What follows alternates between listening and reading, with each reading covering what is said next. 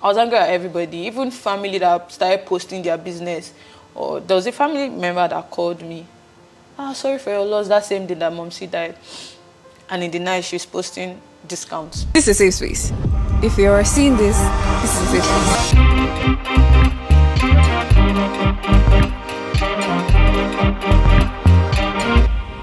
Is this a safe space? It is. It is a safe space. Today, I have a very special guest. Oh, and by the way, you guys, look at my eyes. I woke up like this. But I decided to show off either ways. I look like I went to fight, but I did not go and fight.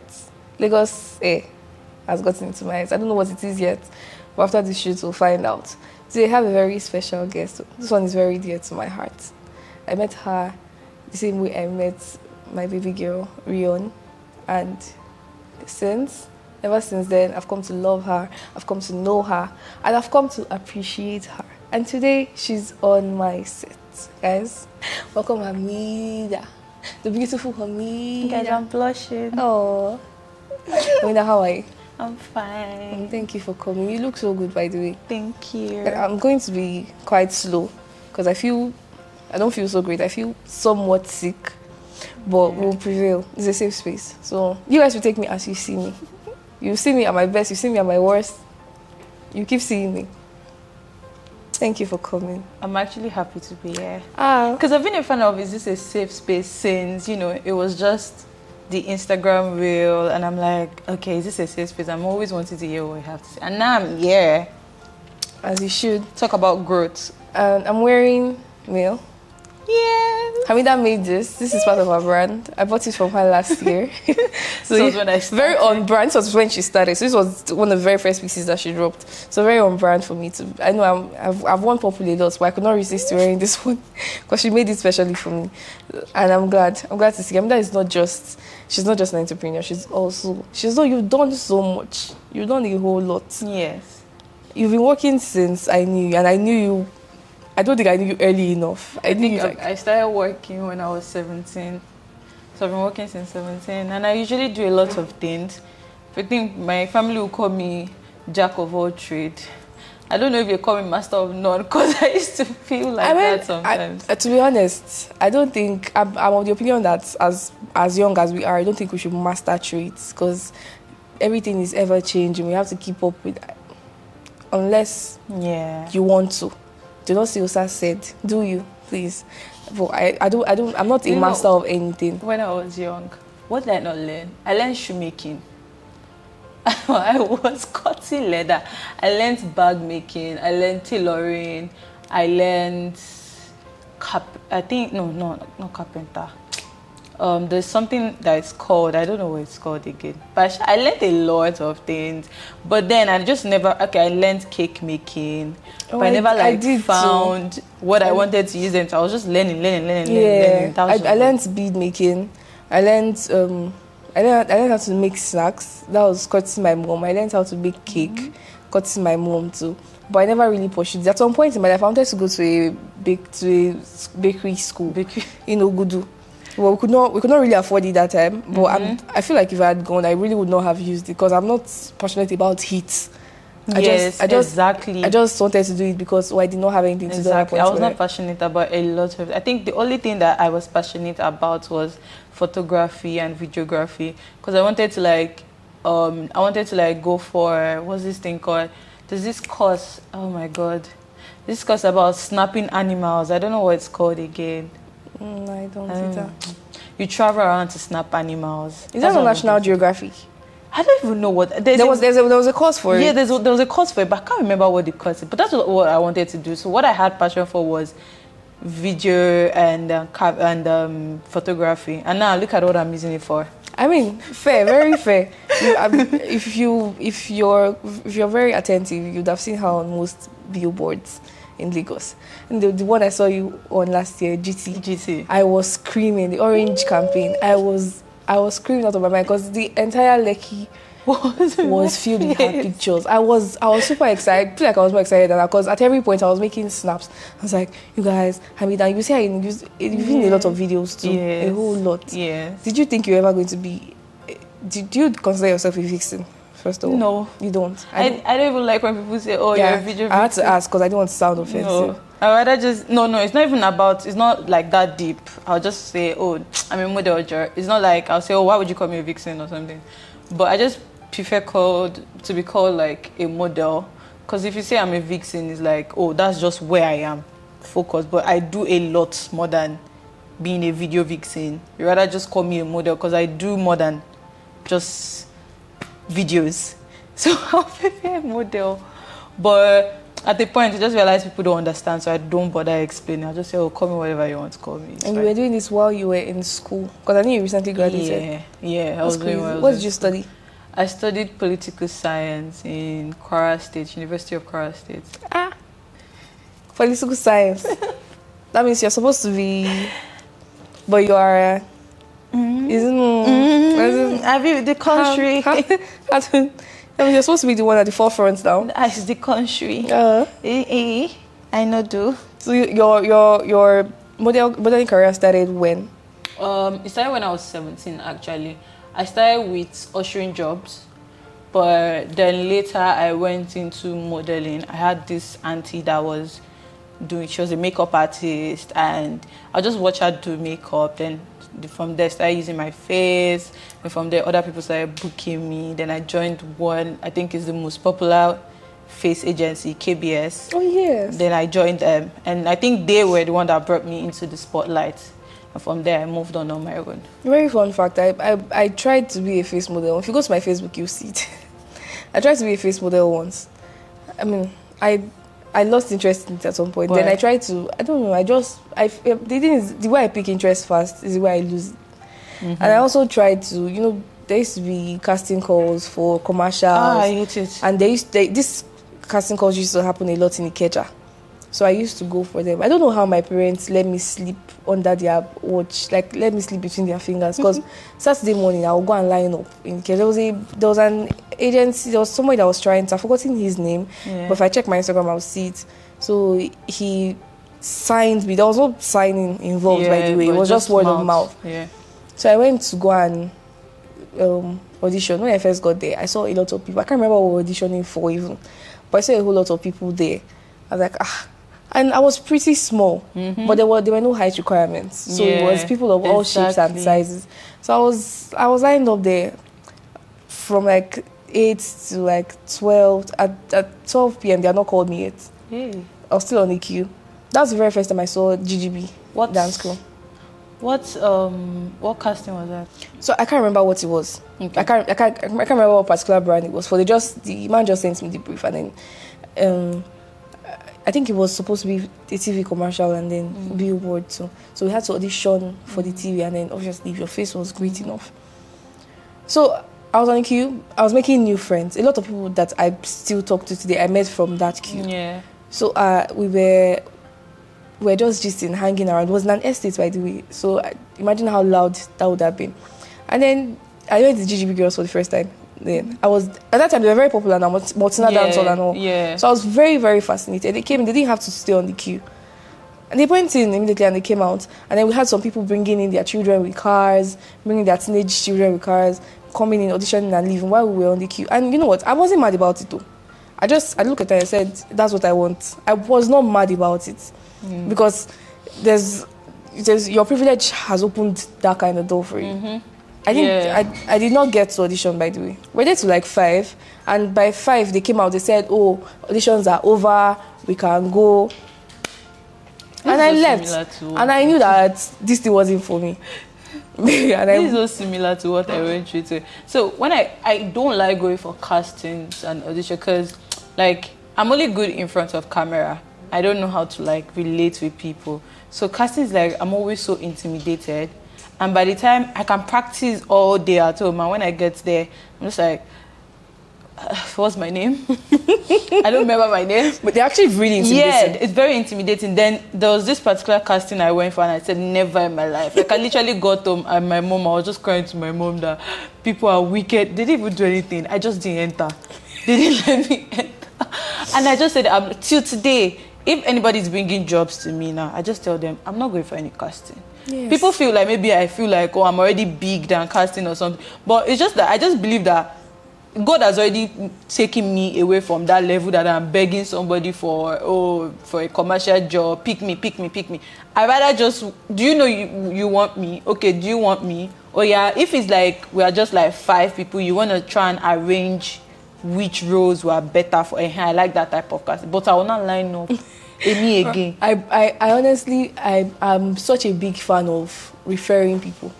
Like, please just refer me. Mention my name in rooms. Do not let me audition for anything, please, because I would literally lose my mind if you make me stand in front of people to sell myself.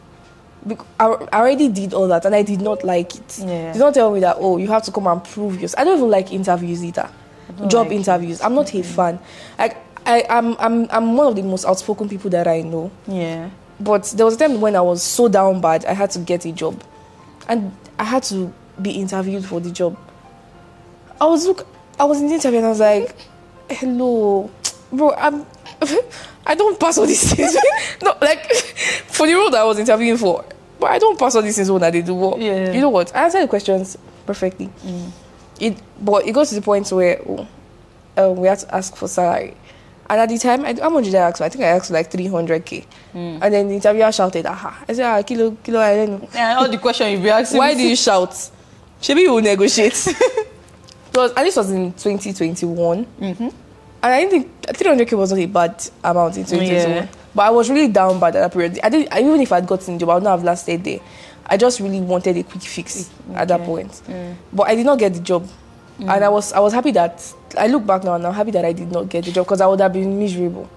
Was it like it was a 9 to 5 job. It was a 9 to 5. I've never really been a fan. I've had 9 to 5s in the past, but I've never really been a fan of 9 to 5s. I succeed in them, but I'm always so miserable in controlled environments, right? If I have to always answer to a particular person at a particular point, it frustrates me.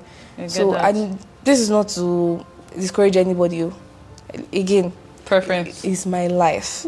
I can get away with it. Well, if you have to be answerable, I've been answerable to people in the past, and well, I feel like I would still answer. There are people that I'm still answerable to, but to be in a controlled environment where you have to have the same routine over and over again. Can you hear my mic? Can you see me? I can't.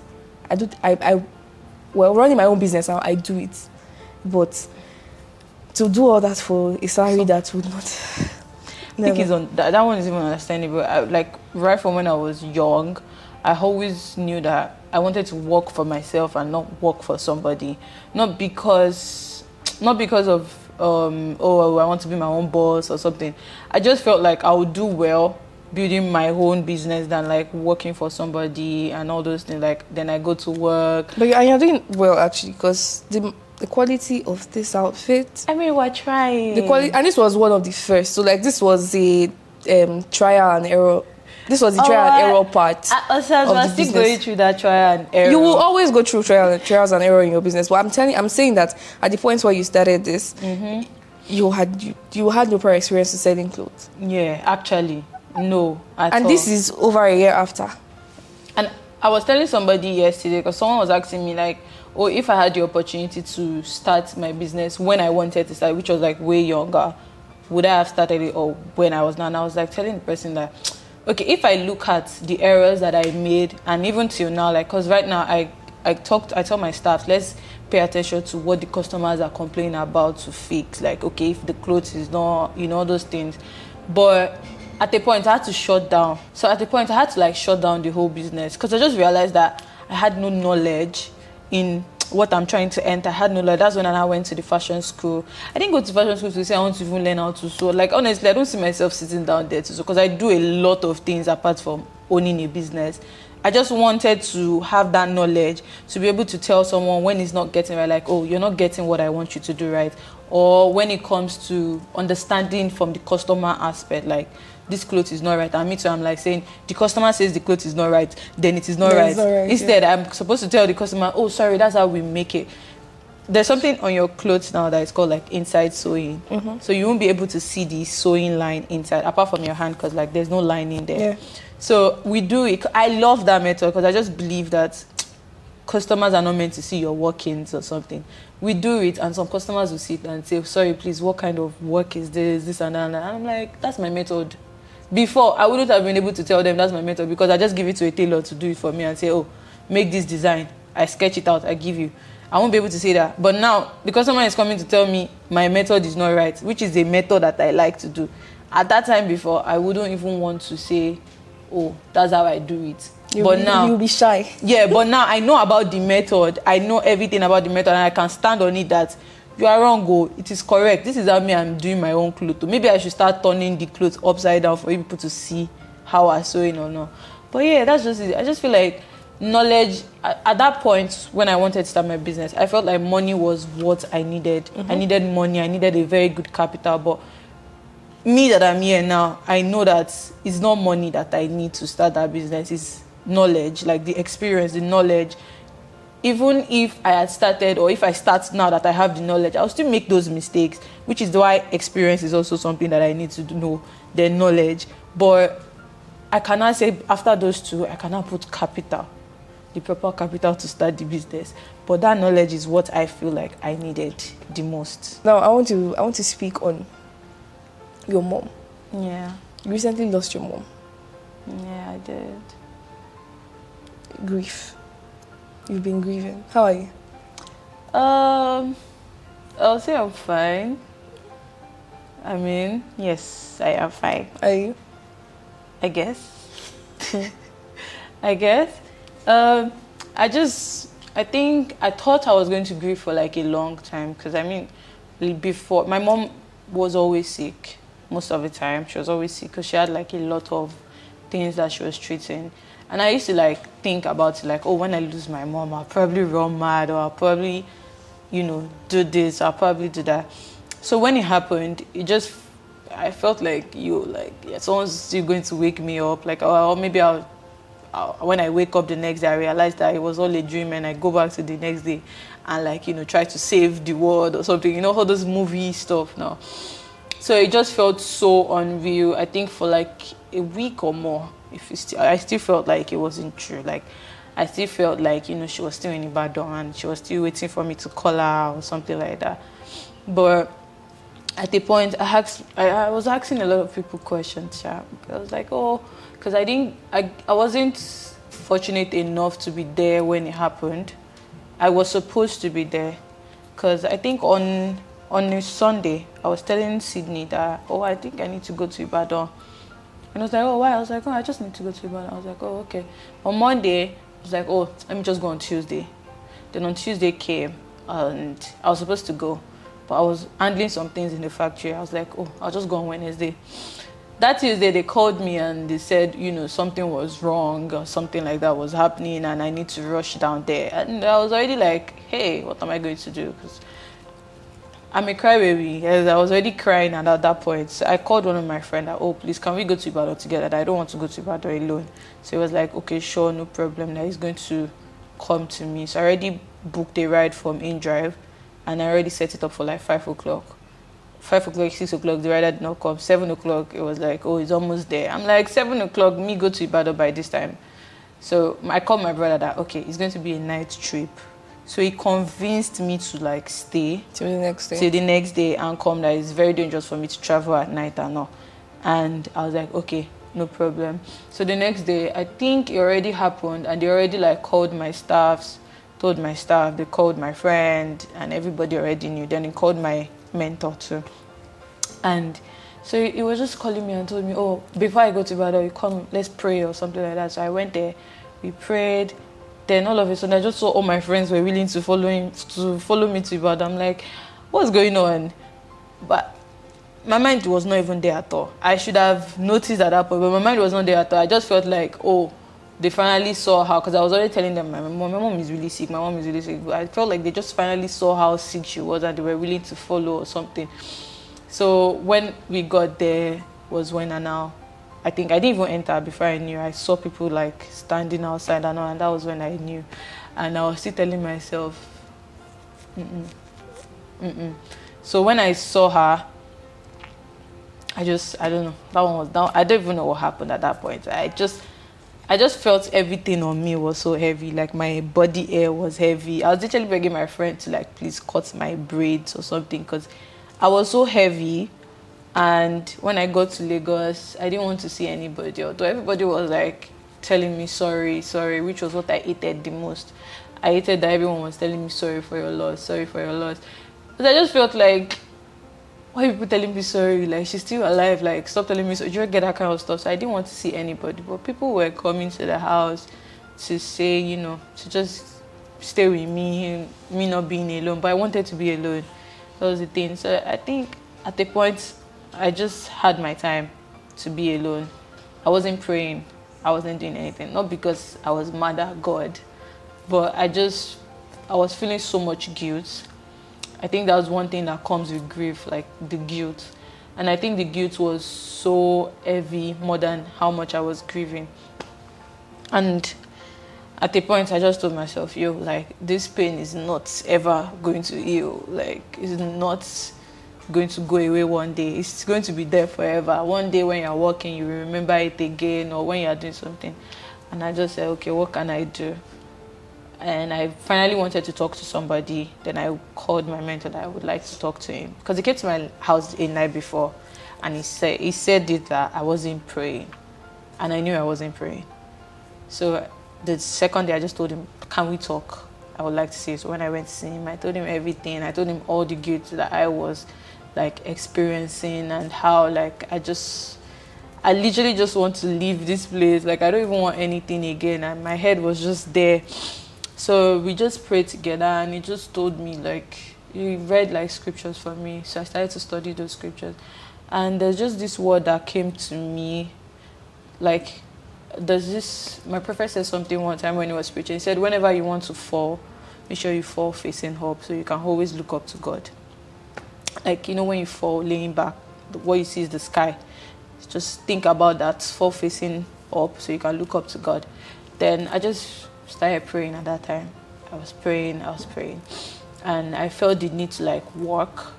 By the time I'm working, I'll try and like forget. I was actually surprised that it was something that I could go back to my normal days, like go back to working and all. Because I usually used to imagine it being like something that I would never, like somebody would just come and I'll probably lock myself in the house, or I'll probably be restrained, or I'll probably be in the hospital. I mean, I went through all those things though, but I just didn't expect it to be like in a month. I expected me to be there, wasted.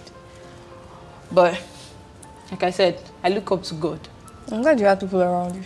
Yeah, I did. For like a year after my mom died, I didn't pray.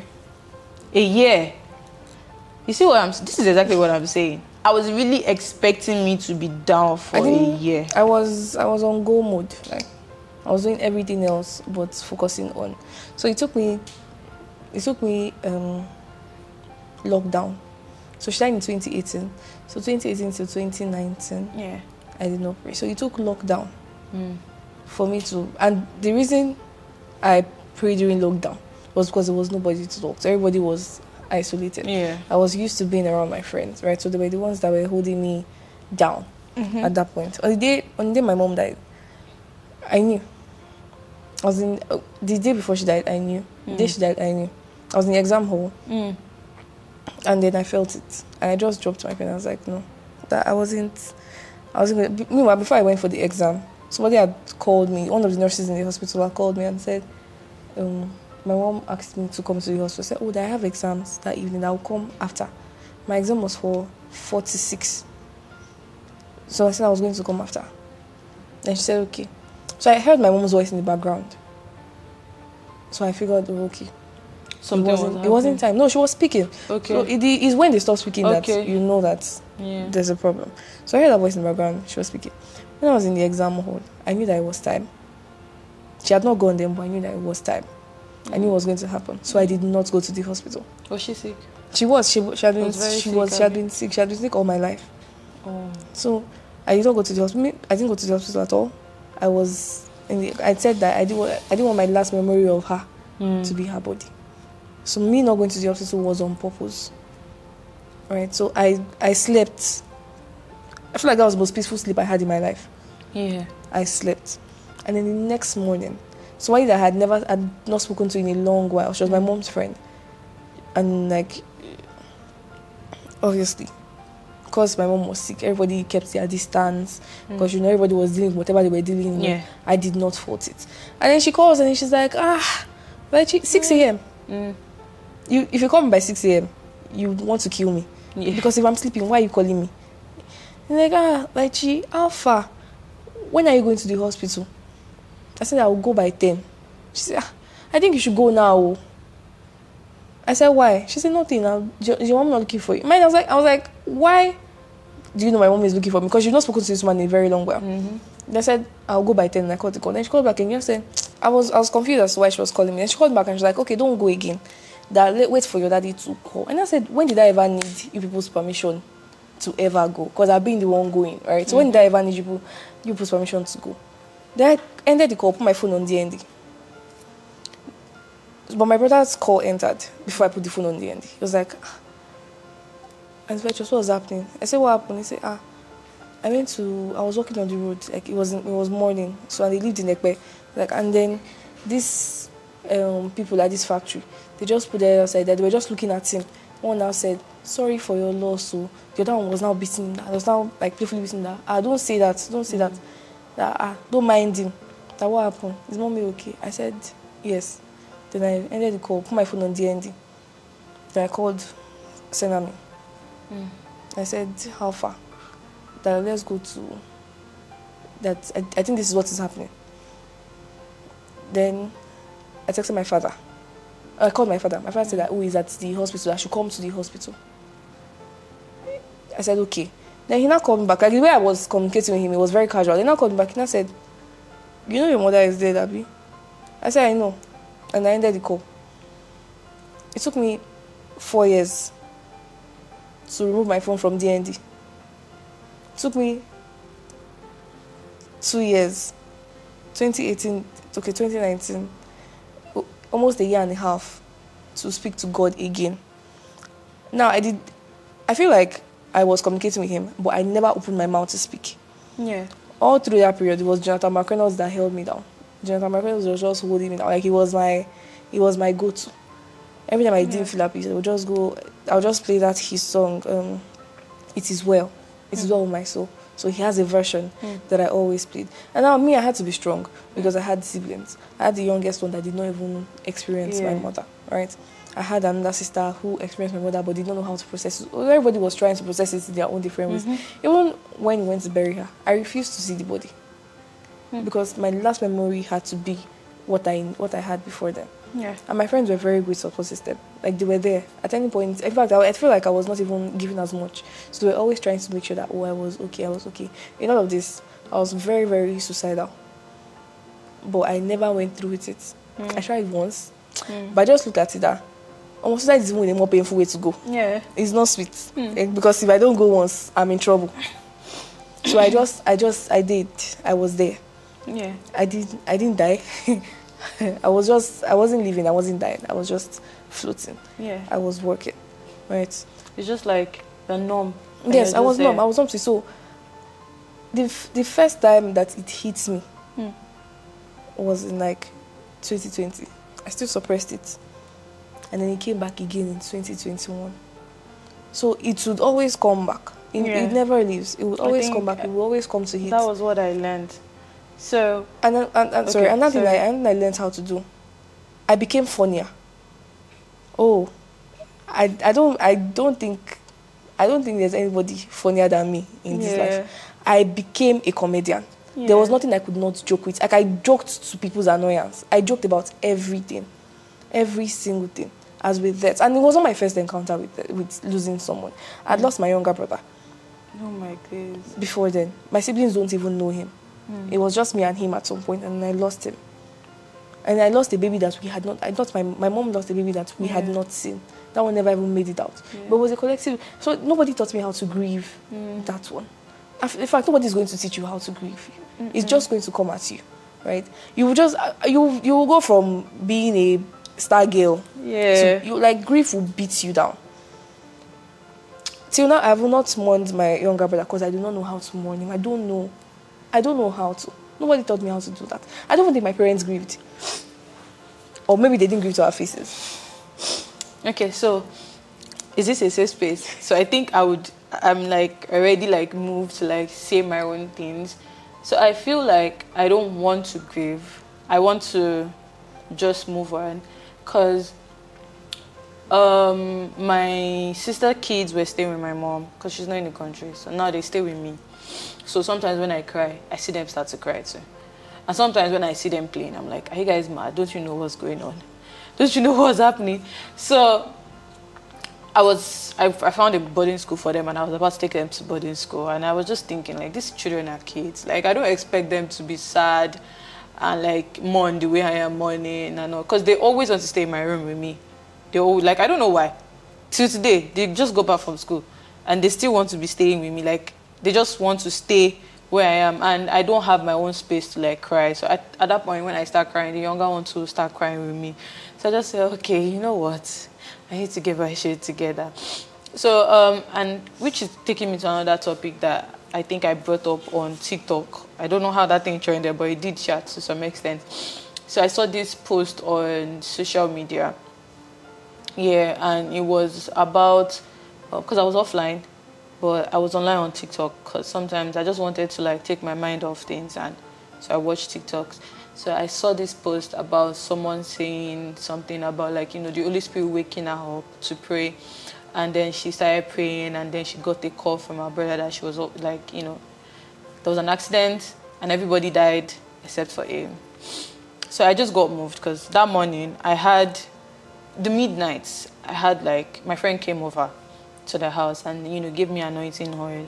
And when I get to the place tomorrow, I should just anoint her, you know, and all. I was like, okay, no problem.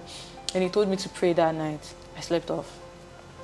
In the morning, around 6 a.m., because I was asking a lot of questions. I was asking everybody questions like, you know, when did she die? When was the last time you guys checked up on her? All those things. And around 6 a.m. on my own side, I just got like a sudden, like, you know, when you just suddenly wake up.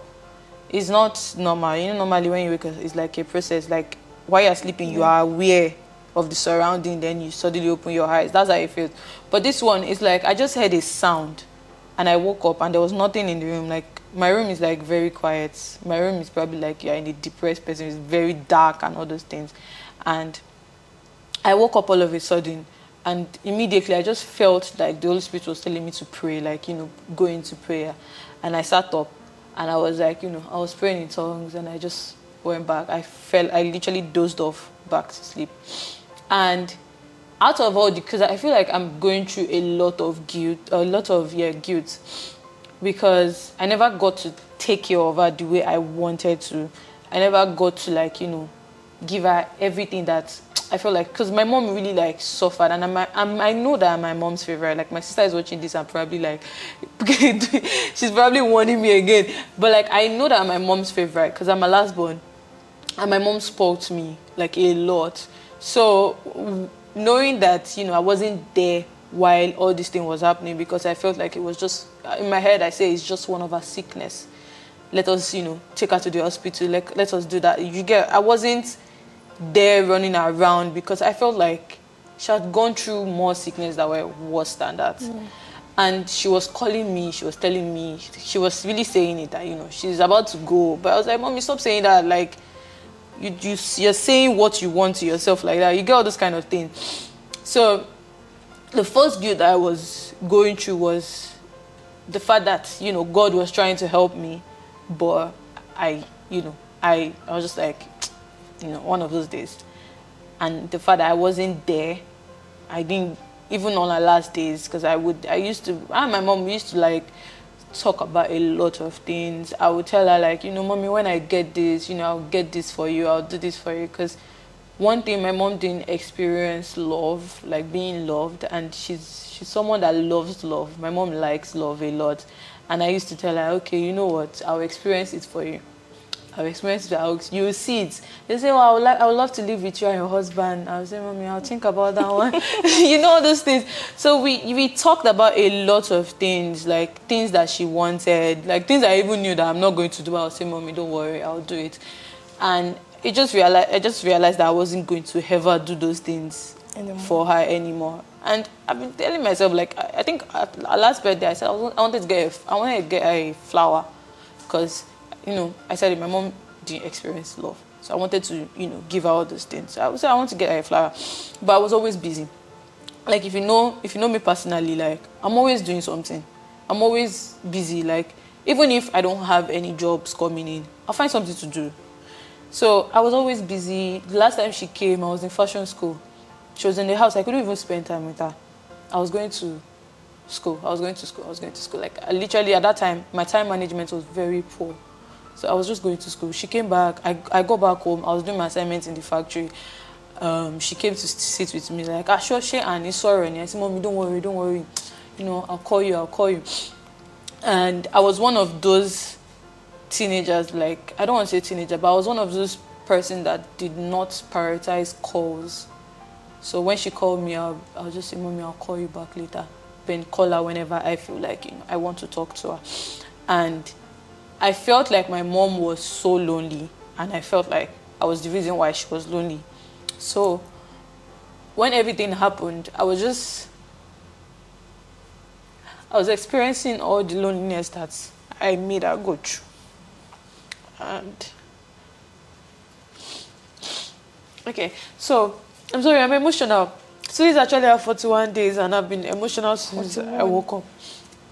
So I felt like she didn't deserve everything that happened. Like, even coming from the sickness and everything, I felt like she didn't deserve everything. And I felt so much guilt, because I felt like I was one of the reasons I didn't get to, like, take care of her. Even with, it's not even about having money or having a lot of money to take care of her. I'm talking about, like, even with the little that I had, I was calculating, you know, I have to do this one, I have to do that one, I have to do this one. I wasn't doing enough. Like, you know, yes, I was sending money home for a lot of things, but when it comes to spending time with her, because I feel like that's what she wanted, I was her favorite. Like, all I did was just sending money, and I was warned a lot of time. My other ones were warning me, like, you know, you wouldn't like it when she leaves, and the memory you have of her is you telling her that you're always busy, because I was always working. And even when she came, she saw what was happening. She saw I was always working. And my mom is a baby. She's such a baby. So she always wants people around her. She loves children. So she always wants children around her. She always wants people around her. But I wasn't there because I was always busy. And even till now, I don't know how to be busy anymore, because I just feel like this was what I was doing when, you know, everything was happening and when she was sick. I think the time that she called me, there was a time she called me, and, you know, she was really, like, sounding down. I picked her call at that period, and she was sounding down, and, you know, she was begging like a baby for water. And at that period, I knew that, you know, it's either I bring her here or I find a mother home around that I can always be going to, which I searched for. I searched for a lot of, you know, all those elderly homes around me, because I didn't want it to be far for me the way Ibadan was far for me to go to every time. I wanted it to be somewhere on the island. But the prices they were calling was just too much. And I was like, oh my God, this is another bill. Like, this is another bill to carry on again. And I was like, okay, let me check for somewhere on the mainland. I can be going to the mainland as much as I want to. But I didn't see it. Where I was seeing was Ogun State. I was literally seeing at Ogun State. Then my sister called me and she said she doesn't want mother home. She doesn't want, elderly home, because they bully them there or something. Yes, that's what she told me. So I was like, okay, what do we do? She said she was going to look for a nurse that would be taking care of her there part-time or something, or stay with her like throughout, and someone to take care of her. So all those guilt of me not even taking those steps, or even me just even bringing her to my side first, or taking her to hospital, or all this, because we were treating her at home. The doctor was coming, and the things they were telling us was she's not eating. They didn't really say anything was wrong with her, because we took her for tests. They said nothing is wrong with her. They just said she's not eating. But she was telling me that something was wrong. She was saying it that something was wrong. But then I was just like, Mommy, you know, baby, like, she's always exaggerating. I get where you're coming from. To be honest, I feel like you just probably didn't want to see her in that state. I feel like everything circles back to you not wanting to see her in that state, because it makes sense that money is not an excuse. It makes sense that you were running away because you probably didn't want to see her. No, I don't think that was it. I just believed I didn't prioritize it enough. That's why I feel like if I had prioritized it enough, like, I mean, I prioritize going to church, don't I? I go to church like every time because I prioritize it. So if I had prioritized, going to Ibadan is probably like 3 hours from here. So if I had prioritized that, at least maybe once a week, I mean, I would have seen her. And she was begging them to call me. But I think everybody there already understood that, I can't be coming all the time. And when I went, it was before my birthday. I went to Ibadan September 17 or 16. I didn't talk to her because I was angry. I was angry that, she wasn't responding to treatment. She wasn't eating or something like that. So I felt like she was going to be like, calm now, calm, sorry, all those things. But she did not, which was where I should have even noticed, because my mom is the kind of person that likes to baby you or something. But I was just standing, I just sat down on the floor and I was just looking at her.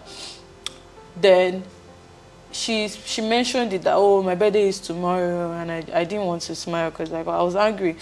Then on my birthday, I was expecting, because my mom, there's this tradition that she does, like she calls you first, then she prays for you. I was expecting a call. Throughout that day, like, she didn't call, and I was really down that she didn't call, and I was angry. And I told my sister, I was like, my mom didn't call me for my birthday, and she was like, are you okay? Can't you see what's going on? Because to me, I felt like it was just the normal sickness. Like, she went through the worst one last year. Like, everybody was there, like, she was literally struggling, and we all thought it was time. But this one was just, she was still talking, at a point, then before it started to get worse. So we didn't think it was that. So me, I was just like, why did she give me for my birthday, or why did she pray for me or something like that? And my sister was like, are you sure you're not mad like this? Like, what's going on? So I feel like I just didn't prioritize it enough. So, and I don't want to share it to people, because everybody will just tell me, oh, you did what you could do, or you did something like that. But I feel like I need to go through that guilt. I need to, like you said, like, stand for what you know you did wrong. But at the same time, I know that it's not something that I can go back and fix or something. Exactly. So I'm just trying to live with how I can live with it and go on. I mean, I have my younger ones there that are trying to also look up to me or something. You're going to create 1,001 scenarios that give things that you think might have been able to do differently. Yeah. But one thing is for sure, right? One day you wake up and you forgive yourself. Yeah. You have no choice. Don't forgive yourself today. I'm not going to. People are going to tell you, don't worry, move on. It's the worst. You're going to hear so much. Move on. That's why I didn't even want anyone to. You might post your mom next year, and somebody will tell you, are you the first person to lose a mother? I've been told that before. I feel like that too. Yeah. That's why I stopped. I didn't want to share, because everybody. I feel like people will be like, "She won a coin." No. And I think this period just made me realize who were my friends. Like, even people that were around me, you're not my friend. Because the people that I was expecting to be there for me were not there for me. And even some people came one day and left, and they never came back. But the people that were there, that sat down, left their work, for my friend Choma, I don't know. Like I said, I love friendship, but they've taught me lesson. I think I had the conversation with her. We had a whole conversation about it. They've taught me lessons. So I don't like friends. I'm scared of people. I don't like friends at all. But after the whole training with God and all those things, I think I asked God for a friend that could help me. And I believe God blessed me with Choma. And the way she because at this period, apart from me losing my mom, I literally spent most of my time in the hospital. I've been at the hospital most time, and she's always there. At a point, I stopped telling her that I was sick. I'll tell my staff, don't call Choma, because she will always be there. She literally left her work for 2 weeks just to come and stay with me. Come and stay. And she has her own things that she's handling. But the people that I felt bestie, a friend, were never there. And I was angry. I was angry at everybody, even family that started posting their business. Or there was a family member that called me. Sorry for your loss. That same day that Momsi died. And in the night, she was posting discounts for her business. And I was just so angry at everybody. Like, I was mad at everybody. Go down to people that I see every day. Like, I see every day and all. And the next thing, you're talking about something else. Like, literally, I'm grieving. And I always want to tell them, like, are you people okay? But then, I think what helped me was I now started to, when they say, have fun, I'm fine too. Okay. I do okay. But now I just believe that you're not my friend. Like, I know that you're not my friend, because even my brother used to tell me something that when you lose your mom, you know who are your friends. Because I told you that they always want me. He told me that, and I told my pastor, and my pastor was laughing, like, it's nothing. But honestly, when it happened, I really saw who were my friends.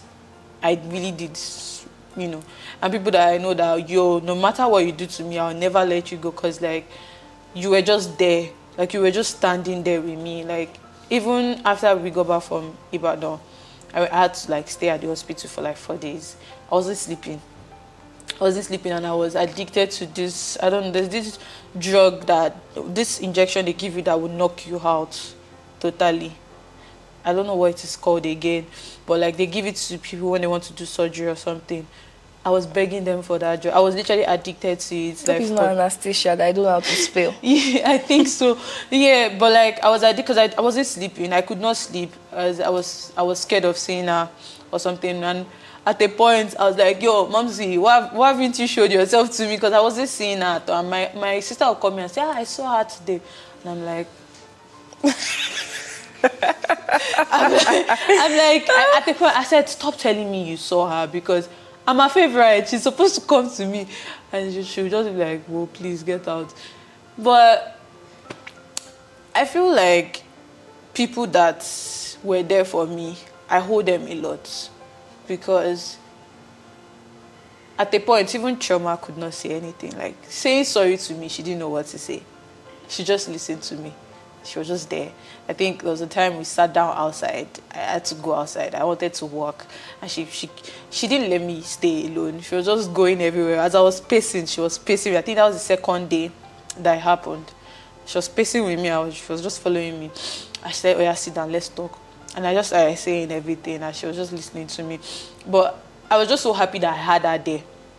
But then I was mad at the world. Like, everybody was moving on. Everybody was going about their day. Like, nothing happened. People were calling me to, sorry, but I never heard from you years ago. Like, my mom is the kind of person that she's trying to hold everybody. She's trying to, like, bring everybody close to each other. We are always even telling her that these people don't care about, like me and my sister, always telling her, people don't care about you, sure, Sha. Because you're always calling them to say, oh, this happened or this. They don't care. But these people were calling, and they were, reaching out to us. But then I saw family that really cared, and they stood with us. Even before it happened, they stood with us. And I just decided to start appreciating those people more. I'm glad that you did. I'm sorry. I'm sorry for your loss. I'm sorry that it took losing your mom for you to know who your friends are. That's so drastic. It's so drastic. Yeah. And this conversation has been crazy, because it took me back to the grace of God that I did not cry. Honestly, I think it's God. I think it's with God. Because I told Tenami yesterday that if I was going to speak to you, that I feel like I will not be able to hold myself. Yeah. But I think I'm afraid of triggering my own eye. I'm so scared of triggering my eye, because I don't know what's going to happen if I trigger this red eye. Well, I'm going to ask. This direction that this podcast has gone now is different from everything that I've ever done. So I'm even scared to ask some questions, because I don't want to be on any light note. So I mean, it's a safe space. First of all, what songs got you through this point? I would say I don't know his name, but there's this Hausa gospel artist. The name of the song is Rahama. That song was just what I was playing, like, most of the time. Now I think I even hear the song in my dreams, because I heard that song so many times. So I need to find the name of that artist. I don't know his name. J String. K. Okay, K String. Oh, K String is a Muslim. It's an Hausa artist. Yeah, he sings in Hausa. I'm going to ask you another question. So, this is a what's in your safe space question. Okay. So, if you could make a safe space, what are some essential elements you would include or consider? A safe space like. Where is your safe space, first of all? So there's this corner in my room. I like staying. I have this space for altar, but I don't know why I don't go to that side. There's just this corner, this particular corner in my room. I'll just fold myself there, and that's where I like to stay.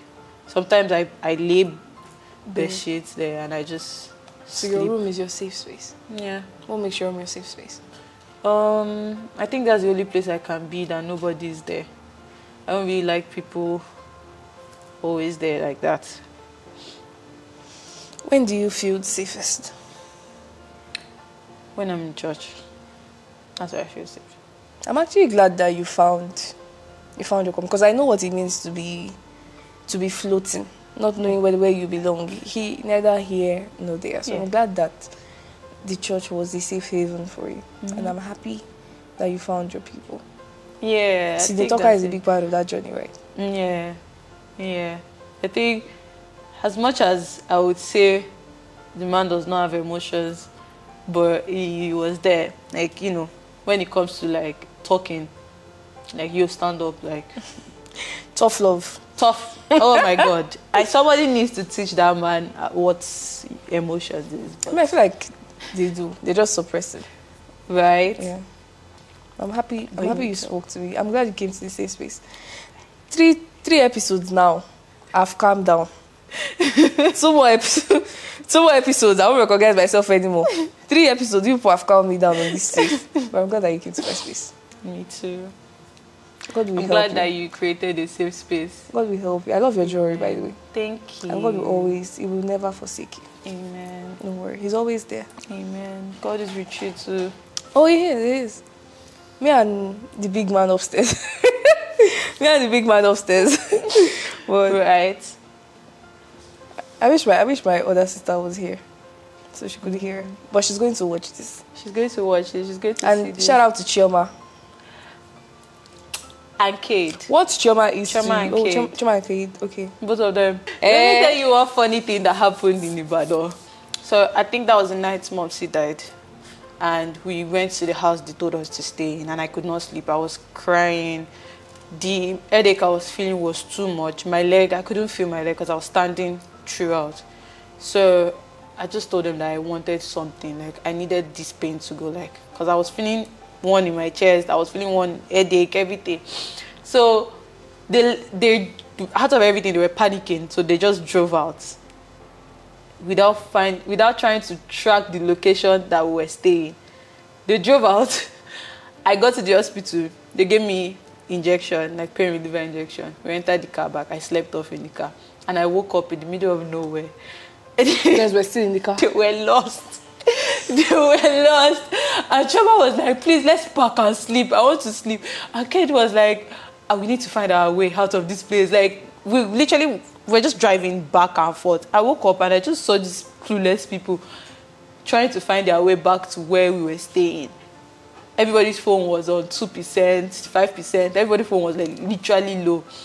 We literally were running around Ibadan for like an hour before we found the street that we were going to. As in, how we found it, we just told them the name of the person that was living there. Apparently the person is popular. I just remember the name, and I told them, can they ask somebody for this person? And we saw one drunk man, and the drunk man was the one that took us there. Oh, wow. That's crazy. That's crazy. Because I could not laugh. I really would never have thought to ask a drunk. I would not. We didn't know he was drunk. It was the way he was talking to us that we need, this man don't go, like he's gone. But the way everybody was just mad in the car, like nobody, I was just there, I can't laugh.